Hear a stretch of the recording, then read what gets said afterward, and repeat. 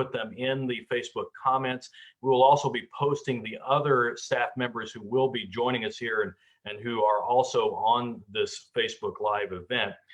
But to start out with, let's start with Provost Robel, and she'll offer some opening comments, followed by John Whelan. Well, thank you so much, Chuck, and welcome everybody. We're obviously in a very different world, and I just want to start out by saying first and foremost, before anything else, we are all human beings. We are all struggling with this pandemic in the ways that everyone is struggling. I know we have elderly family and friends. We have sons and daughters and sisters and brothers who work in hospitals or in nursing homes. We have children or parents who have lost their jobs. Your first job from IU's perspective is always to take care of yourselves and to take care of your loved ones. All of IU's major decisions have been made first and foremost with the health and safety of our IU community in mind. And second, with the principle that we want to take care of our employees and our students.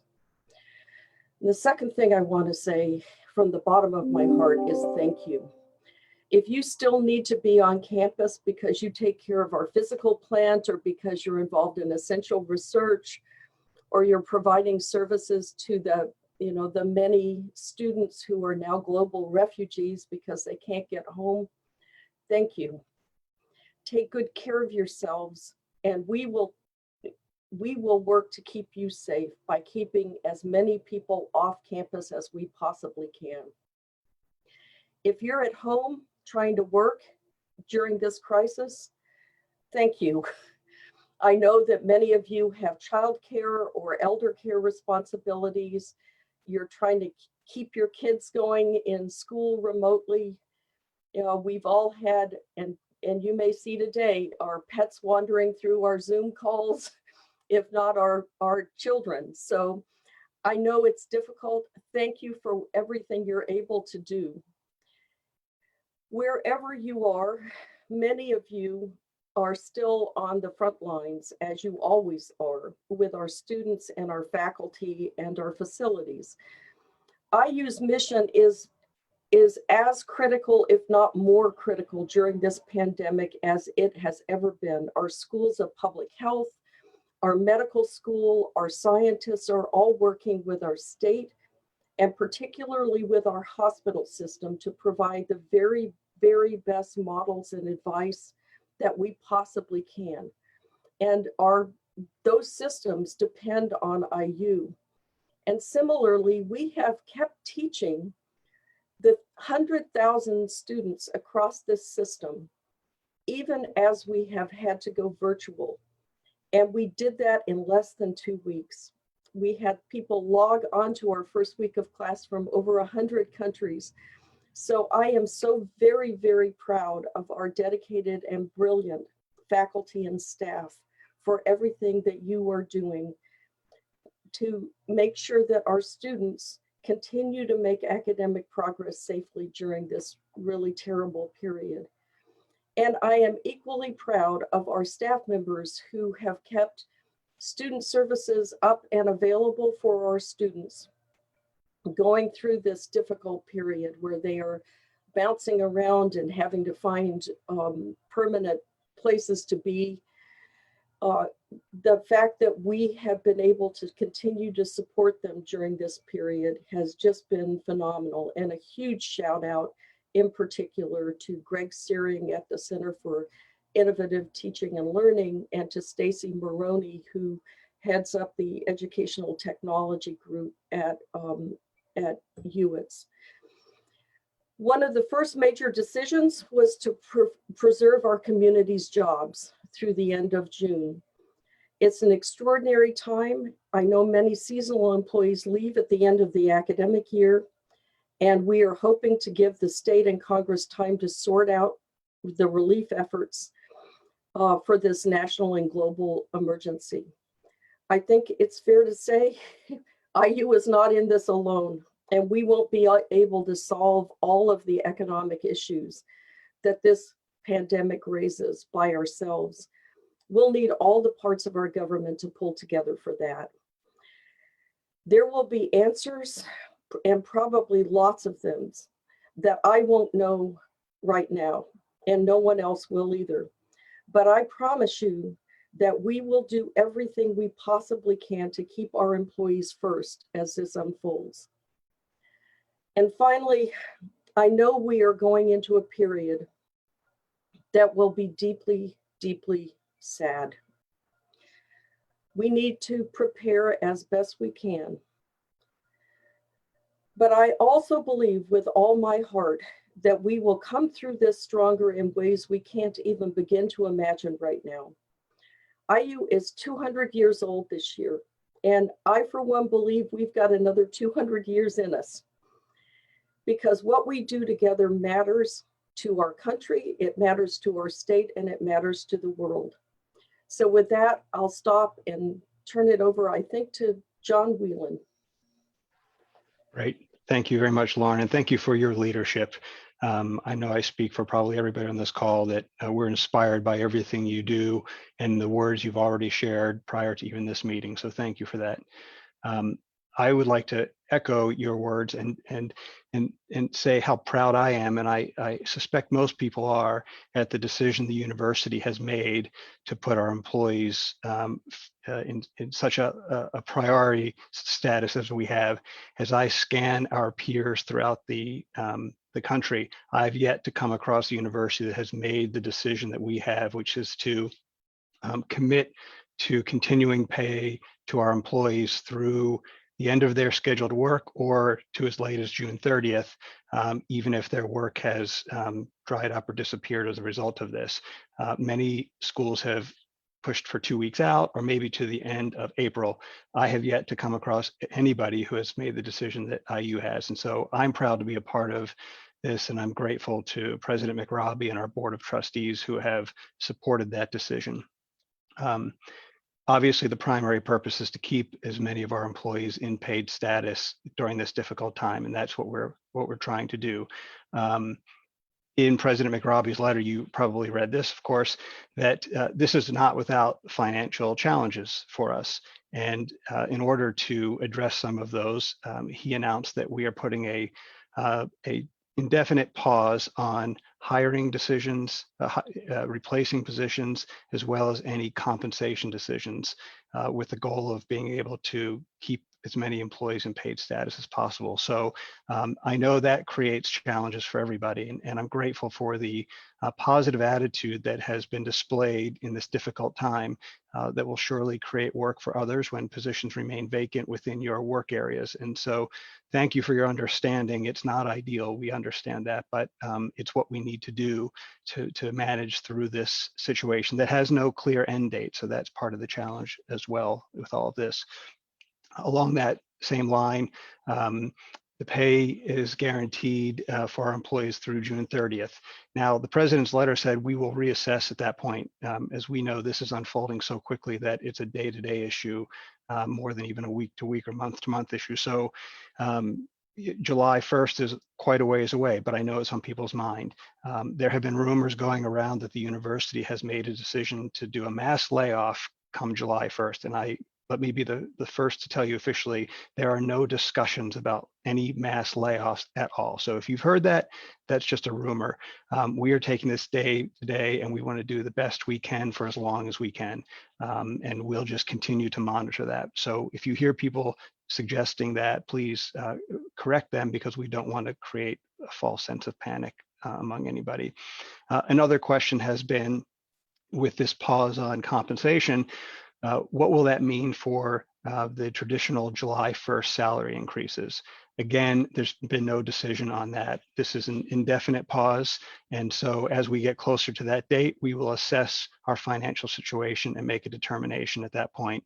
But again, we're just looking at the immediate day-to-day and week-to-week situation. So, so there's not any decision that has been made on that yet.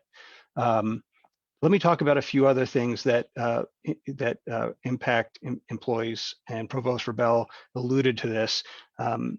We have a designation that's been created called on-campus essential employees, and those are the individuals whose job requires them to work on campus. The goal is to follow public health guidance to the best of our abilities by keeping as many people as possible away from the campuses. But we know there's some work that is so critical that has to be done to keep our buildings operating safely, to protect people like our police officers and other jobs. And so the reason we want to keep anybody beyond those individuals away from campus is to protect them and to protect the entire community. So on our human resources website, we have some really important documents that I think will be helpful for you, one of which describes who is an on-campus essential employee for purposes of this COVID-19 situation. You need to be designated as an on-campus essential employee by your dean, your chancellor, the provost, or a vice president. And if you have not been told that you are one of those individuals by them, then you should assume that you're not an on-campus essential employee and you should stay away from campus. I heard some questions come through about working in somebody's office or on campus because it's more convenient and there's fewer distractions. And I understand that, but this is about safety and this is about health, and we have to be consistent with that. So this is a mandate that if you're not an on-campus essential employee, you're not to be working on campus. More information on that, as I said, can be found on the Human Resources website. And some additional resources you can find on our website. We have a chart that has identified compensation during this period of time. For on-campus essential employees who are non-exempt, which means they're overtime eligible, they will be paid at a premium rate of 1.5 times their normal rate for the times that they are working on campus.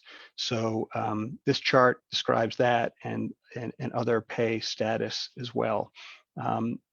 Additionally, this week, especially as we're getting into payroll cycles, anybody who has any involvement in putting in payroll has had a lot of questions about how to code this. We have those codes also on our webpage, and I would direct you to those. I won't go through the specifics, of course, right now. And then finally, as Provost Robel mentioned, we have more questions than we have answers, and we, in some cases, don't know what we don't know. And so I am grateful for the questions that people keep sending, because in doing that, you're helping us enlighten other people. And one way to do that is to send your questions to the Ask HR at iu.edu email, and we're tracking those questions, we're creating tickets, we're fielding them, and then our primary goal with those is that we are populating our FAQs on the HR website, which are getting viewed a lot, which is great. I mean, we're having almost 7,000 people view them a day, which is a good sign. We're trying to keep them as fresh as we can with information, and by sending your questions to Ask HR, you're helping us put new information on that website. Thank you for your patience. We realize that this is stressful. There's a lot of anxiety, a lot of uncertainty, and we're trying to answer the questions as quickly as we can. And I appreciate your patience on that. So I'll pause there and then turn it back over to Chuck. Thanks very much, John. And we do have, by the way, representatives from other parts of the campus, including information technology, the Dean of Students Office, the Budgetary Administration and Planning, Finance and Strategy. So a lot of these questions certainly will touch into these other areas, and we will address those, direct those in the appropriate way. But John, I am going to come back to you. We have a question that's come in for HR. Why hasn't my immediate supervisor at RPS reached out to explain my position and salary changes? This is obviously an RPS employee. I haven't formally been let go or given any information on continued salary.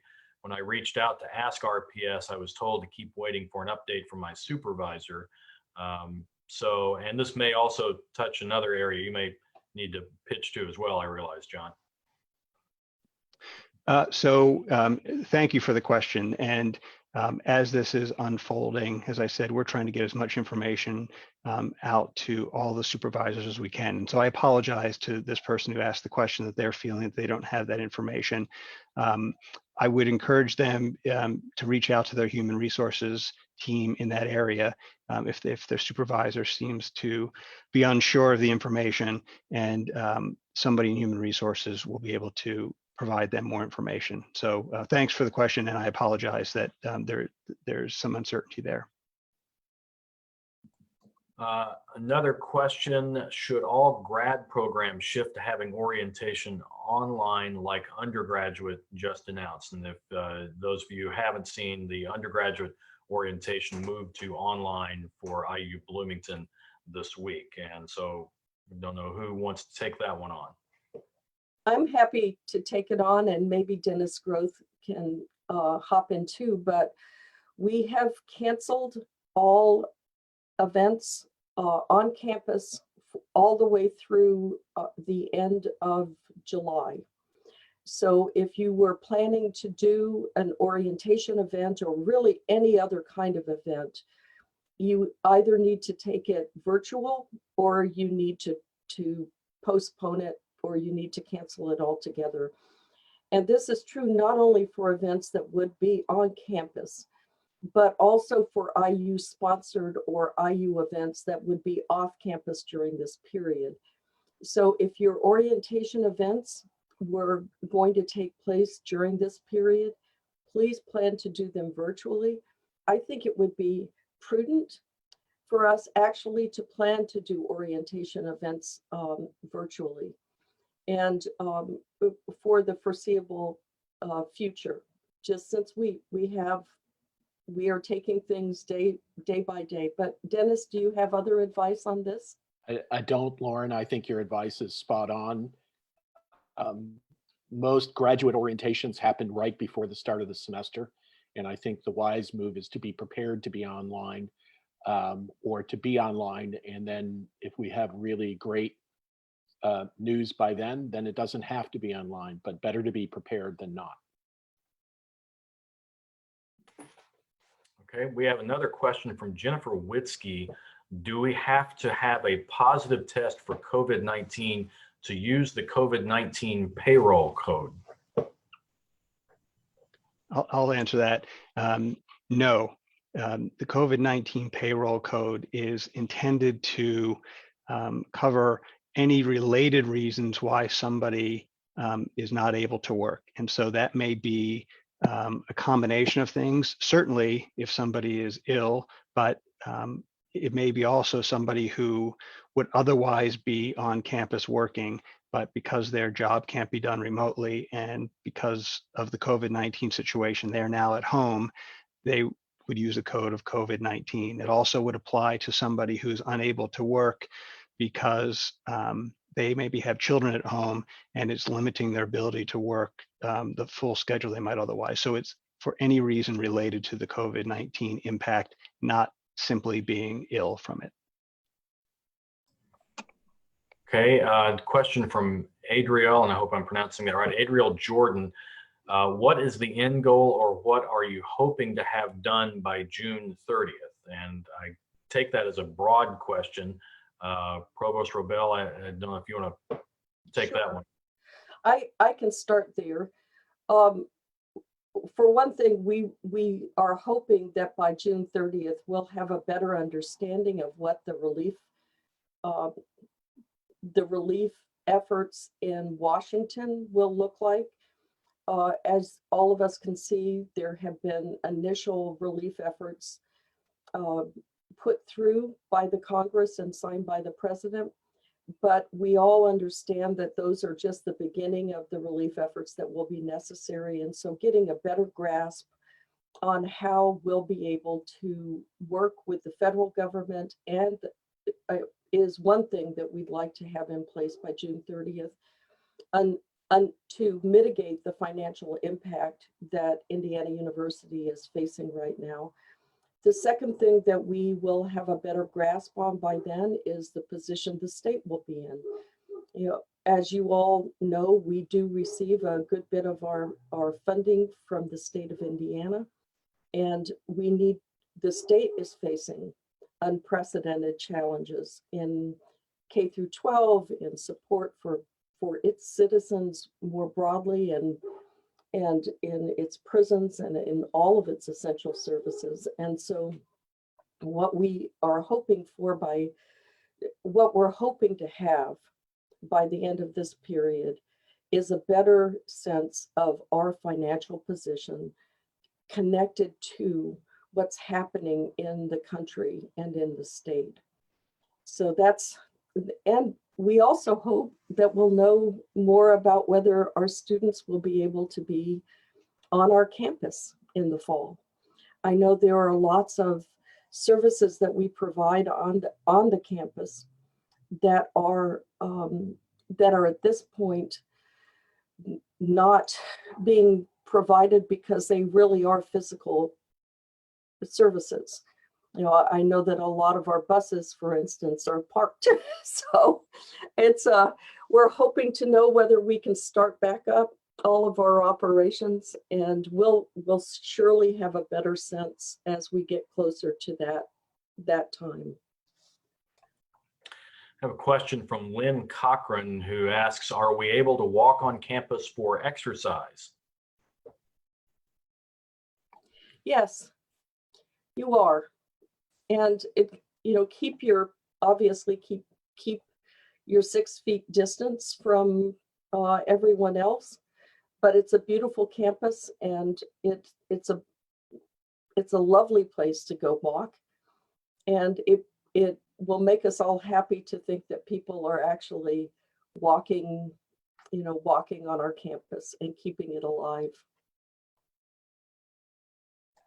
Question from Jennifer, what if I was sick or self-quarantined before tests were available? And that would be before March 26th, and this regards the payroll codes.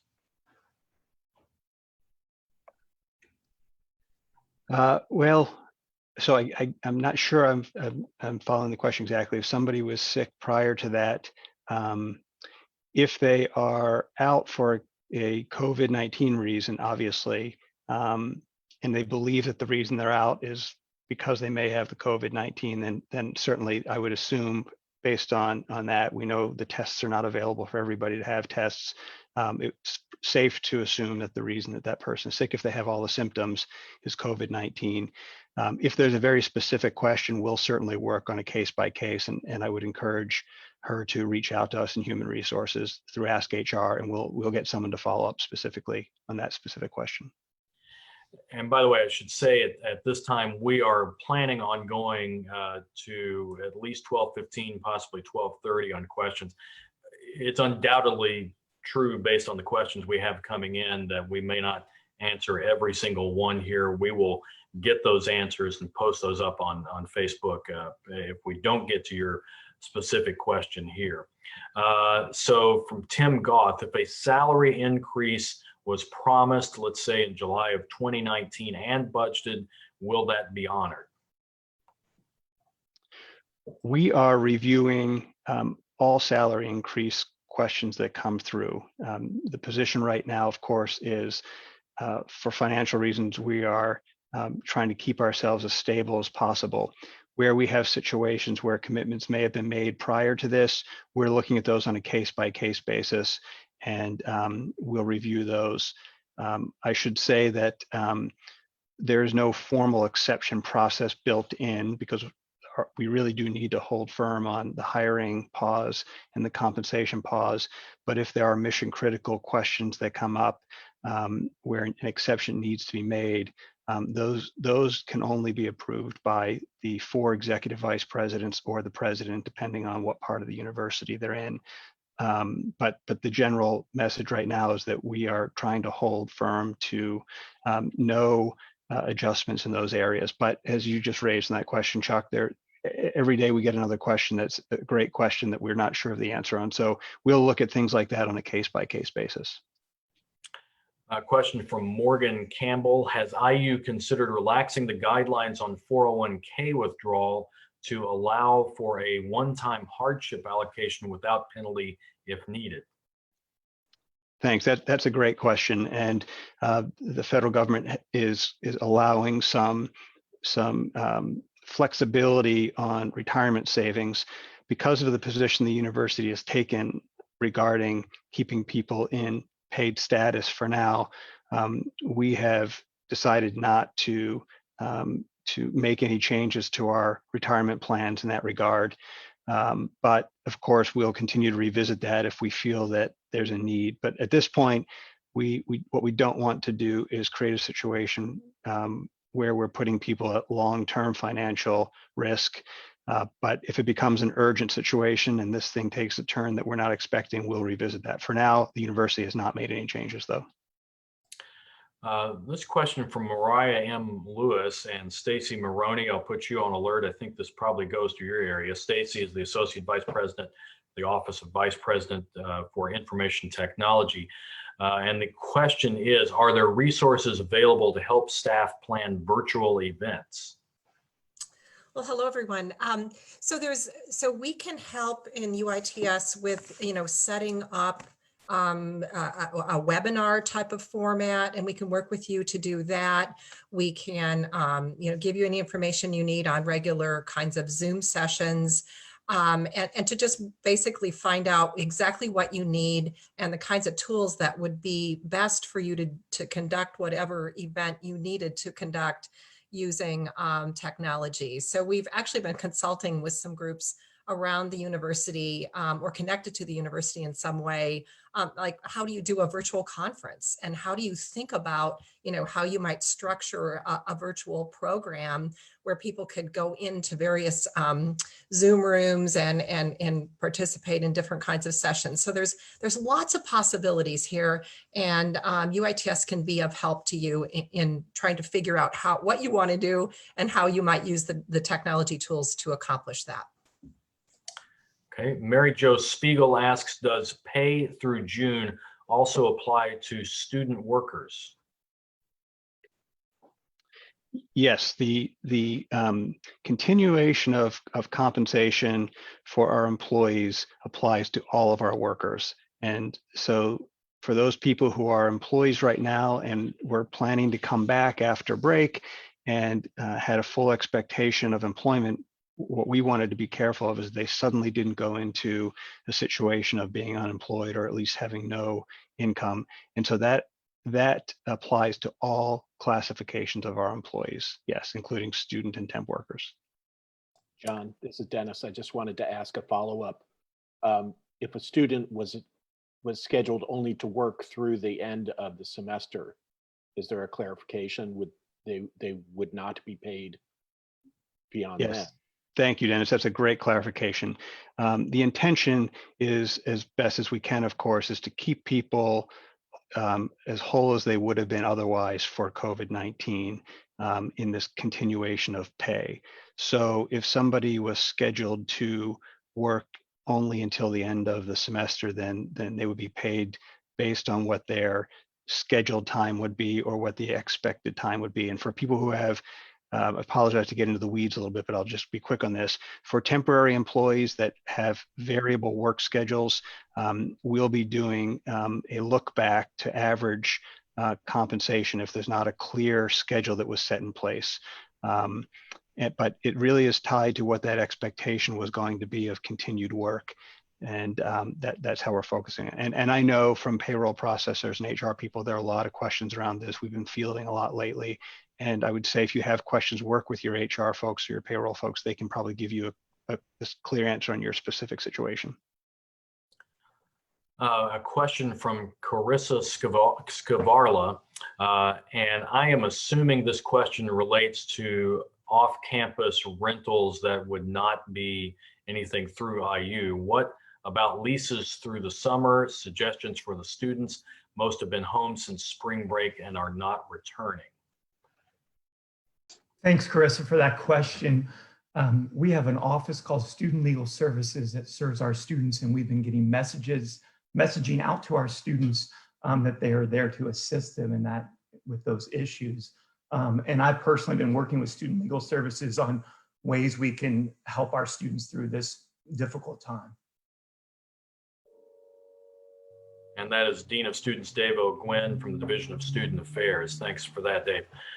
Sarah Larson asks, the stay-at-home order for Indiana lasts until April 6th. Has that been extended for IU employees? I checked the COVID-19 site and couldn't see any date updates. We obviously, at the very least, are going to comply with what the governor's orders are, but we're not limited to that. And so we will continue this situation that we are in as long as we need to, as long as we feel that it's the safest option for the university. And so that may likely be longer than the governor's timeframe. I think it's safe to assume that for employees, we will be in this situation beyond April 6th. That's probably a fair assessment. So we don't know how long this will go. I don't know, Provost Robel, if you have anything more you want to add to that.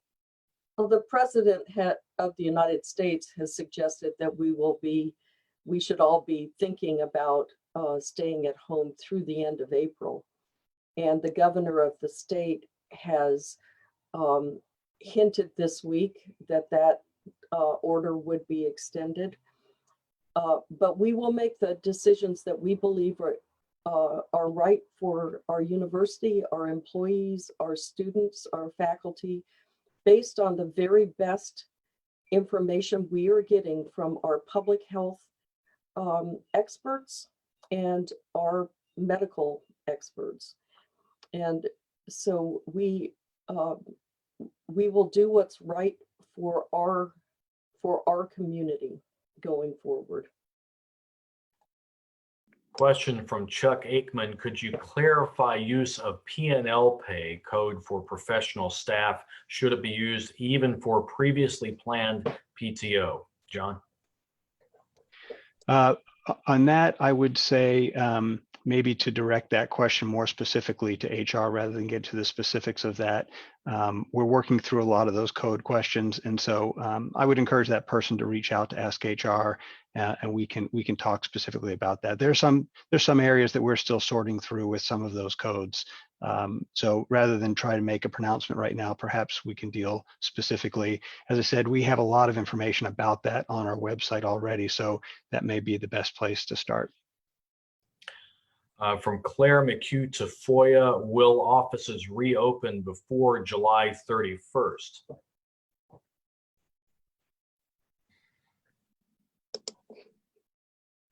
A bit of a soothsaying question there. We would hope the sooner the better, but it's indefinite. From Beverly Adams, what should we do about parking passes?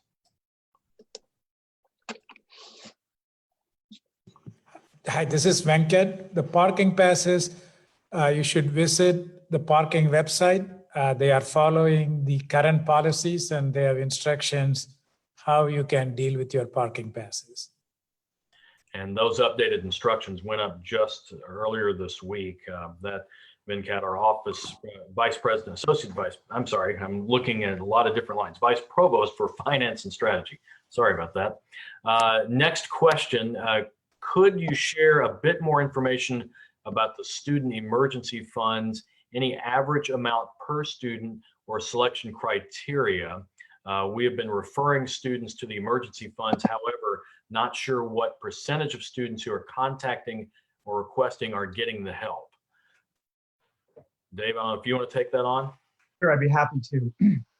So we just started giving out funds specifically for this on Monday. We have a new streamlined process, and we have moved student affairs professionals into the student advocate's office to help with this. We've had over 600 requests already. I personally reviewed 10 late last night, and I approved all of them. These are students in critical need with emergency situations, and the criteria include food, and we do have our Crimson cupboard still open right now, housing, computer needs, transportation needs, students that are having very serious issues.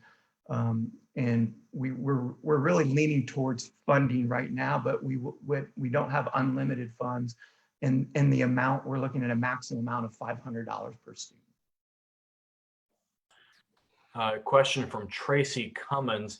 Any talk of refunding tuition for the last 8 weeks, since many of the services paid for aren't being used now by students, and transportation as an example of that? I'd be happy to take that question. There is no plan to refund tuition. Our classes are all moving forward, every one of them. And while we recognize that some of the fees don't make sense, particularly there are some class fees we're reviewing quite carefully, the mandatory fees will also stay in effect this semester.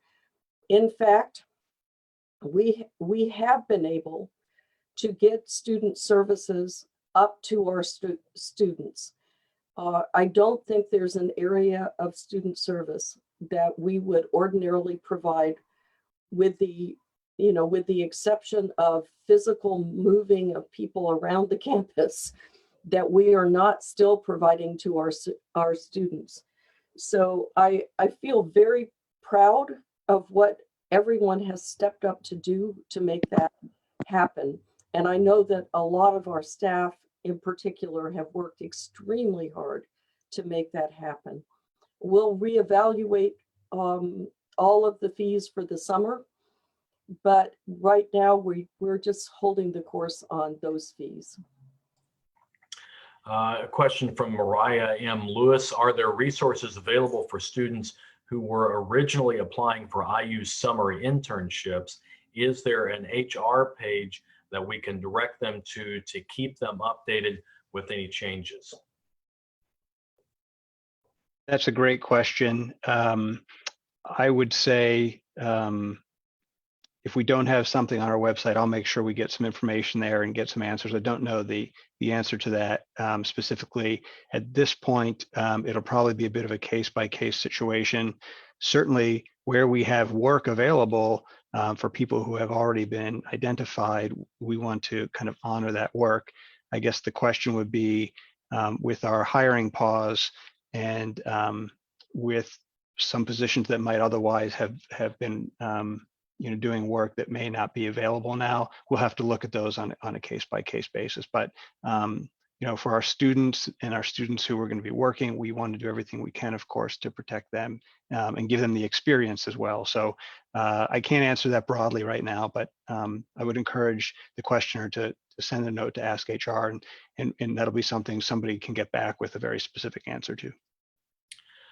From Heather Farmer, if we want to drive to campus to spend some time walking around, but have returned our parking pass, will we be ticketed for parking in campus lots? Venkat, maybe? Yes. I think they won't be ticketed as long as they are not parking in reserved spots and they're not parking in handicapped spots and very specific things. Whereas if it is in EMP spots, we are not enforcing it right now. And recall that we have opened up our parking lots, particularly near the library, but in other places for our community members who have spotty Wi-Fi services to be able to come and be in their cars to take advantage of the Wi-Fi. From Missy Blair Hunt, what about if someone came in sick knowing they were sick and stated they had been exposed to COVID-19 a week prior and was allowed to work part of a day before being sent home and potentially infecting others? I'm not, John, I'll direct that to you. I'm not sure if I understand where if there's ramifications for the employee in that case, something like that. Yeah, I mean, the first place I would go to answer that question, which is a great question, if somebody believes that they've been exposed or they expose somebody else, the best thing they can do is notify their supervisors, and ultimately that needs to get to our public safety group. And so if you go to the university's COVID-19 website, there's contact information there, and I would urge anybody who feels that they've been exposed or exposed somebody else to let them know, because we're trying to track that.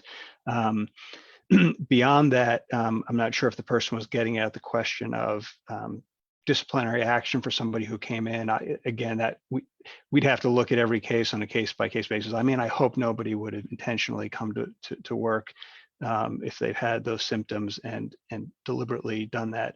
But from that standpoint, we'll look at those. But the best answer I can give is please notify if you think you've exposed anybody or been exposed. And please, please, please don't come to a workplace if you are sick. I mean, John, you could perhaps talk about the way we're approaching using sick leave and paid time off right now, but there is really nobody who should be coming to work sick. Yes, that's exactly right.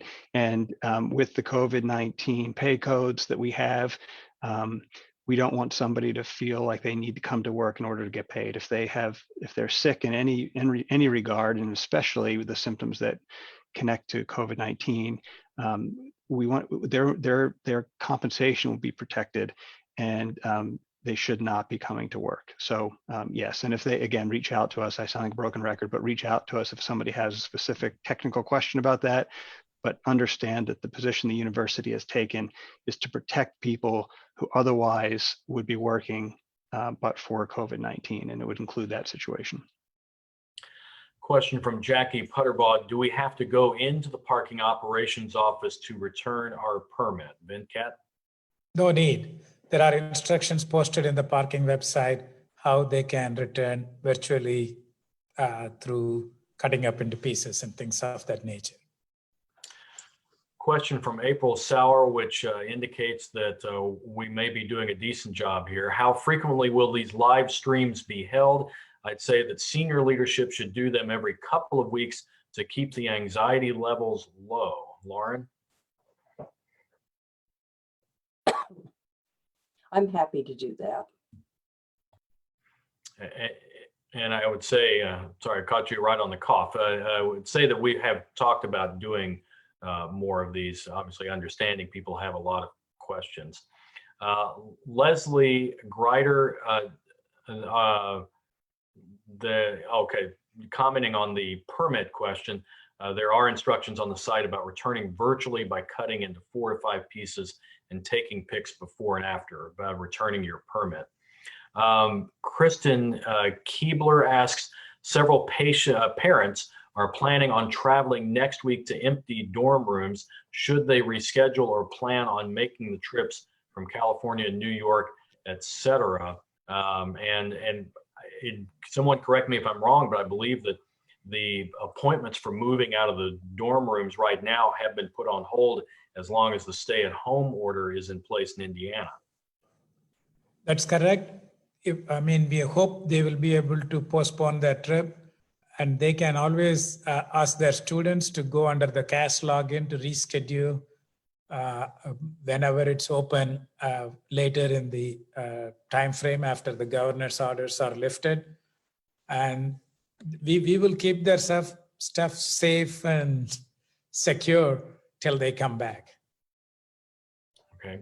A related question here, and this we would need to wait. Romney Croft, and I'm assuming this may actually be a student question. We would need to wait until the governor lifts the stay to come get our belongings from an apartment in the area if we're out of state, correct? We are not wanting to linger, but we do need to get our belongings. If they are here, we work with them with proper physical distancing, but we do think if it is various state rules, we would like them to obey the state rules. Question here from Susan Kinzer.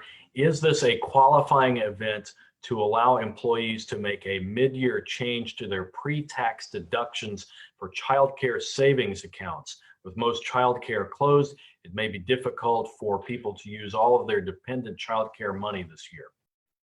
That's an excellent question. I have to say it's not one that I have heard yet, but it's a great question. And those guidelines are driven by the IRS. So we will look into that and make that a question on our website. If it may well be that this is something that the IRS has decided creates a qualifying event. So it's an excellent question that I just have not heard yet. So thanks for that question. And by the way, we are planning on hanging out here for about another 15 minutes. From the volume of questions, we may not get to everybody. We will try to answer those on the Facebook comments afterwards as well. From David Gonzalez, asking for confirmation for the COVID-19 codes for EPTO. Are those only for PAE employees? Do PAO employees not need to worry about the codes that were emailed earlier this week? The codes that are out are applied to all employees. So I think all employees need to take a look at those and work with their HR individuals to see which ones apply to them and which ones don't. And I just got a text that came in. Well, that next question is somebody who's tuning in from my office said, yes, it is a qualifying event. It's allowable, and the information for childcare is on our HR website. Okay, excellent. From Robert Ping Slater, will rec sports be returning or canceling staff memberships since facilities are closed, or do we need to do that manually like the parking passes? I think we do not, we again follow the current policies, which kind of defaults to the person doing it manually.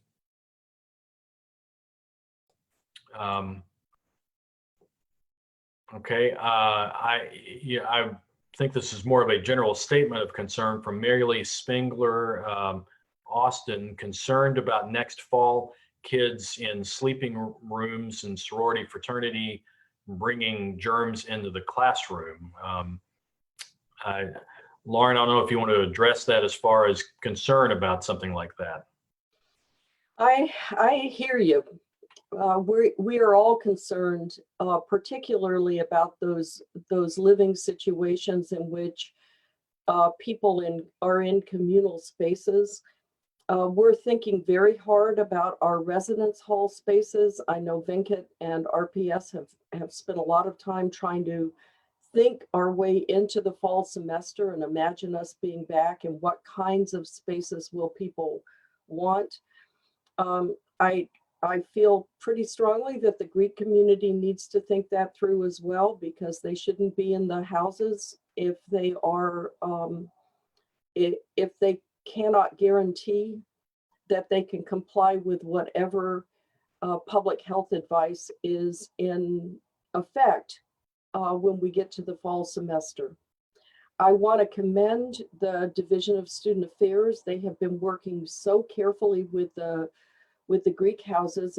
As some of you may not know, the Greek houses are not IU facilities, they're actually privately owned.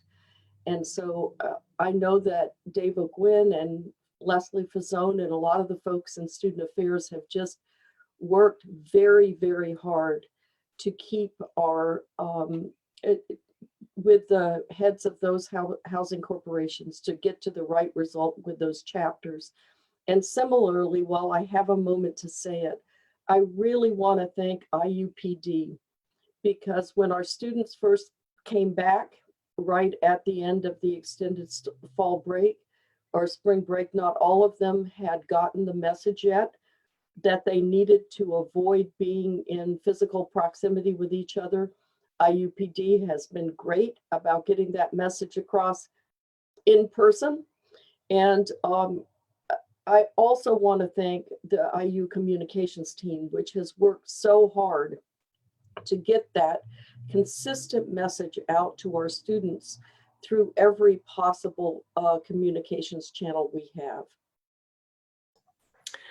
From Adriel Jordan, are we being informed by our departments when we go back to work after the April stay at home order, say for dining service? I would assume that nobody is to come back until they're very clearly told. So And it's safe to assume that we will not be bringing people back onto campus on April 6th. And as the provost mentioned, it's a very safe assumption to assume that April at a minimum, based on even federal guidance.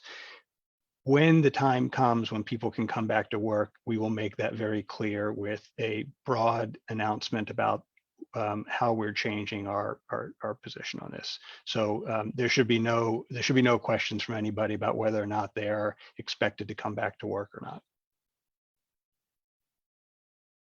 From Mary Farrell, if you are working remotely, are there plans for employees to be reimbursed for costs related to the increase in Wi-Fi data usage? That's an excellent question. It's one that's been coming up quite a bit. And as I mentioned earlier, we're doing everything we can to contain costs as much as possible. And so we're looking at those on more of a case-by-case basis. We're working right now on a process to raise those up to get the appropriate approval. It's a question that's in current discussion right now, and finding that right balance of keeping costs down and expenses down, but also understanding where there are unique cases that exist. So more to come on that, I would say. I have a couple of questions from Jennifer Elliott. I think we've answered part of this. Since we haven't been able to park on campus, will we be reimbursed for our parking fees? And then the other question, if you have a reserve permit, you really don't want to cancel it because it's not guaranteed you will get it back, or will it be guaranteed now in this new environment? We will consult with the parking operations, and I'll get back to you about the reserve permit. Okay, we have about 8 minutes left taking questions about staff issues here at IU. From Becky Steele, is it possible to post on a central IU website location all of the different S/F grading policies that have been established by the various schools? Lauren, I think it's really, well, I'll let you explain that. I think I will. Yeah. I was about to turn it over to Dennis. Yeah. Thanks. And thanks, Becky. Yes, I'm actually working on this right now. So expect it soon. Okay, and that she asked about a central IU website location. Where can we maybe find that? Just post it on the coronavirus page or IU generally? Yeah, we'll find the right spot to put it, but it'll probably be accessible from many different places. Okay, thanks. Christine Gallagher, are there any plans to move the video platform away from Zoom? Why is Zoom being used for classes with all the issues reported nationwide? It's not about reporting after or preventing from happening. It's about not using it at all. So Chuck, you want me to take that one? Yeah, I was about to say, Stacy, that seems like you. Okay. Hi, everybody again. So we do not have plans to discontinue the use of Zoom. We are, in fact, though, being very proactive in helping people understand how to secure their Zoom sessions. This is a tool that is widely used, and it's being used for instruction at this point. And we believe that with some of the safeguards that we are sending out, we've sent them out to, I sent a message to all faculty this week to talk about what they can do to prevent some of the disruptions that we've seen, and to just really try to do our due diligence. We do have an option for Microsoft Teams as an alternate to Zoom. And there are groups that have been experimenting with the use of Microsoft Teams. So we believe that if we can really help people to understand, here's some things that you can do to secure your Zoom sessions, we believe that that will go a long way toward addressing some of the issues that you're referring to. From Rob Hunter, is the IU Health Center still open, and may employees use it if necessary? Yeah, thanks, Rob. The health center is still open, and really it gives me a chance to thank all of our first responders, our providers. They're doing a fantastic job on the front lines of this. and the health centers remained open fully in service throughout the pandemic, the crisis we're in currently.